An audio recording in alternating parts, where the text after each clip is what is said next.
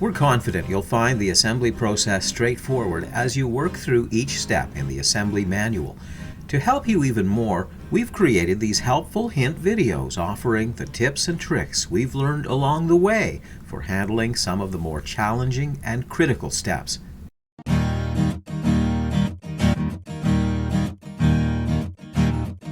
Before you begin the assembly process, sort your inventory. Lay each of the wood parts and hardware components on the ground, then take a few minutes to cross-reference each one with the list in the assembly manual.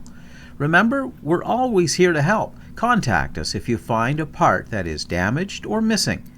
Take a moment to record the carton ID stamp for each box that you receive. You'll want to write down the first 5 digits of the stamped code that come before the numbers 14459 and also the letter following those numbers. Record them on page 12 of your assembly manual.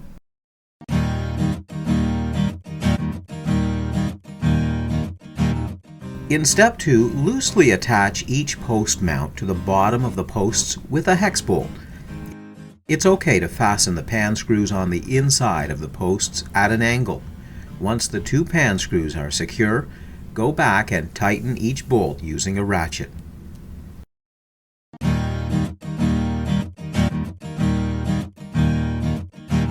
Step 3 should be done on a raised surface that is flat and stable. Place T-nuts in the back of the gable upright back.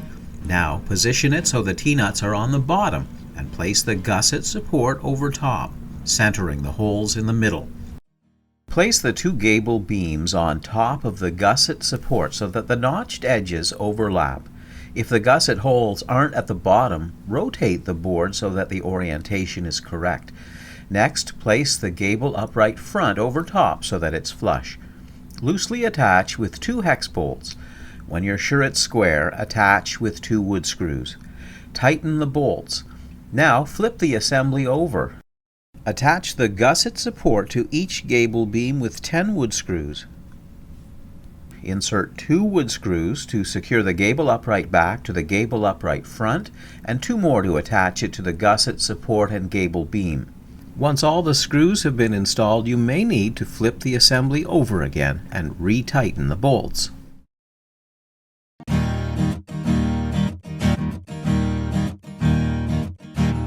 Do step 4 on a stable, raised surface.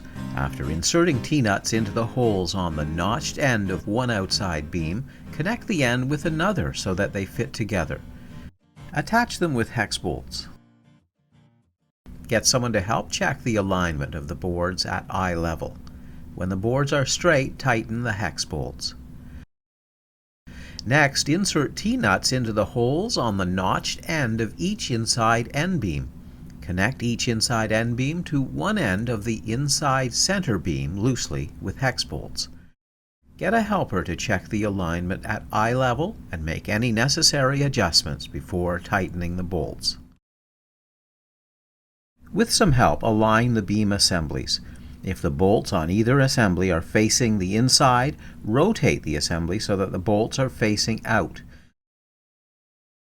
When the assemblies are flush, insert large bolts temporarily at each end of the beam and through the gusset holes. This will help to make it easier to line up the bolt holes.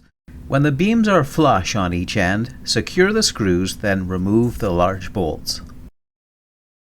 If you find the ends still aren't flush, loosen the bolts and adjust the alignment of the beams. Get someone to assist in holding the boards in place. Then retighten the bolts and secure with wood screws.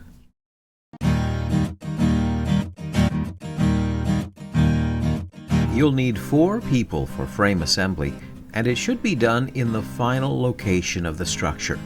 The positioning is crucial, and so as you work through step 5, refer often to your instruction manual and the measurements outlined on page 17.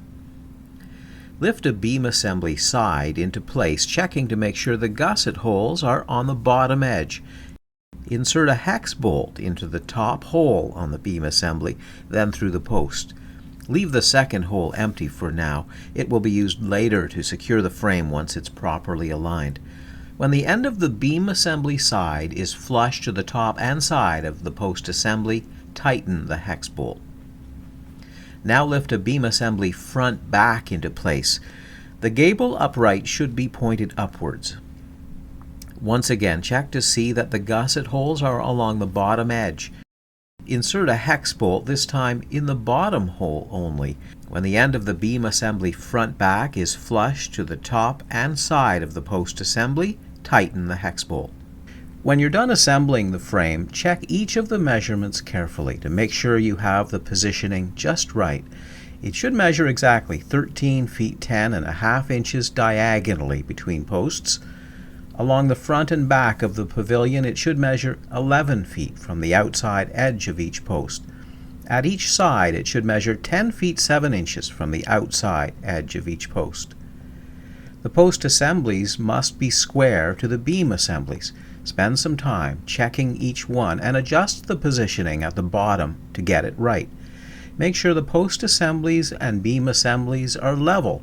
When you've confirmed that all of the measurements are correct, use lag screws to secure each post.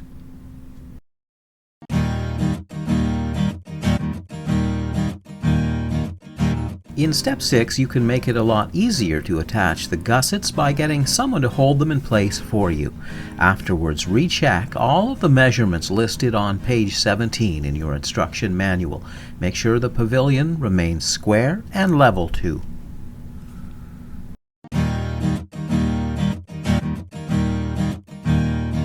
Step 7 should be done on a raised surface that is flat and stable.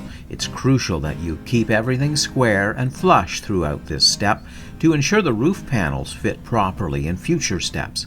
Begin by laying out 5 rafters with the notched side up. Position a long strap in the notches at the bottom. If the end of the long strap doesn't fit in the groove on the outside rafter properly, rotate it so one end is flush to the outside edge of the roof frame and the shorter notch is on the 5th rafter. Put a short strap and a second long strap in position on the rafters, but don't attach them yet. Make sure the assembly is square. When the holes on the first long strap are centered over each rafter, pre-drill and secure it with 10 wood screws. You'll notice the screws on the end of the long strap go in on an angle. Use the drill holes as a guide. Next, position a rafter top short so that it's flush to the top of the first 3 rafters and one end is flush to the edge of the first rafter. Make sure the ends of each rafter are centered over the holes in the rafter top short. Attach it to the end of each rafter with 2 wood screws. Before you attach the short strap and second long strap that was already positioned on the assembly, check one more time to make sure the boards are square. You'll notice on the opposite end of each strap the screws go in on an angle. Once again, use the drill holes as a guide. When you're installing each rafter brace, it helps to use bolts as guides. When the bolt holes are lined up, secure each rafter brace with wood screws. Then remove the bolts. If a rafter brace doesn't fit, remove the screws in the rafter tops and make adjustments to the boards until they fit before refastening the wood screws. When you're done, check to make sure the frame is square. It should measure 153 inches diagonally in both directions. If it doesn't, remove one screw from each joint, adjust the frame so that it's square, then reattach the screws.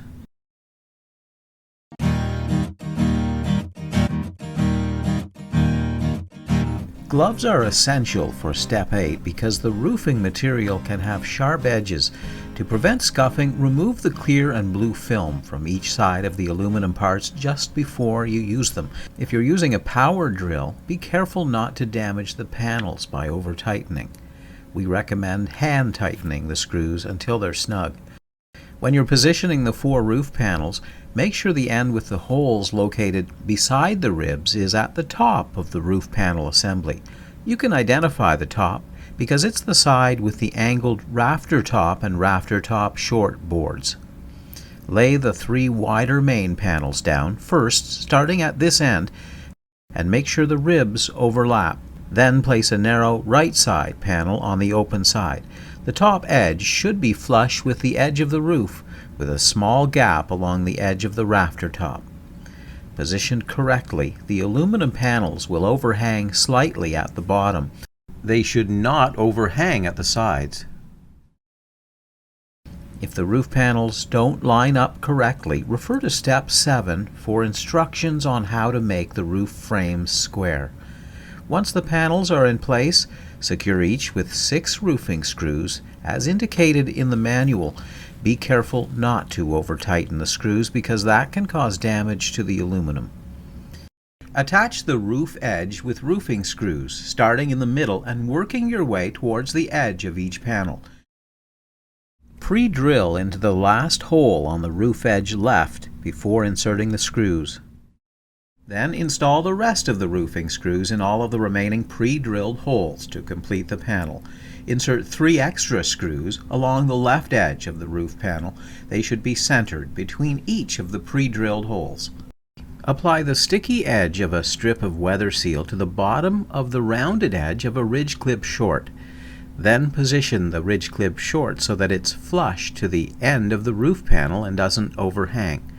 Don't push down on it. Use a measuring tape and position the ridge clip short 2 3/4 inches from the bottom of the rafter top. Attach it with wood screws.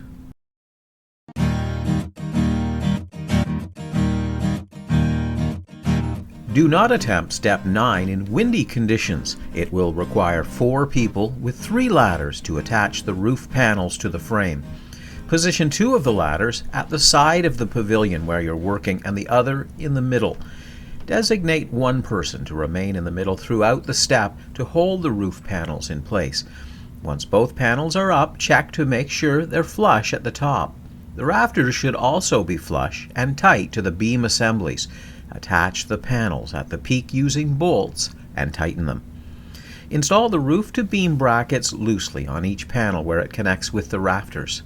Make sure the groove on the roof rafter fits snugly against the beam assembly side. The 2 panels should also be flush at the peak and top. If they aren't, press down on the panels from the outside or have someone push up from the inside to get the proper placement and make sure the notch in the roof rafter is tight. When everything is just right, screw the roof-to-beam brackets into place and tighten the bolts.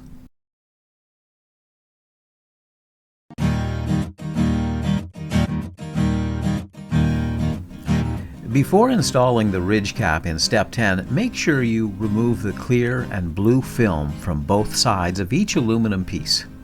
If the ridge cap doesn't slide on smoothly, add a few drops of liquid soap on the inside of the cap before reinstalling it.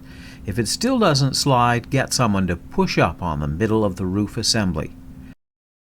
If the first ridge clip short is pushed off while you're installing the ridge clip, get someone to push on it from the other end during installation.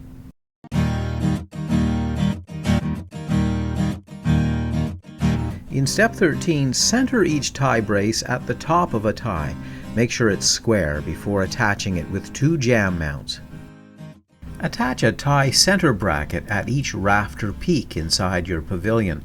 You'll notice that 3 of the tie center brackets fit onto the rafters facing in one direction, and the 4th can only fit facing the other way. Use 4 pan screws to attach each tie center bracket.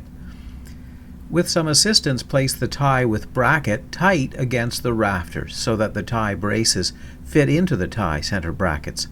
Make sure each tie is level. Then pre-drill through the hole at the end of the tie brace before attaching each tie wrap bracket to the rafter with a pan screw.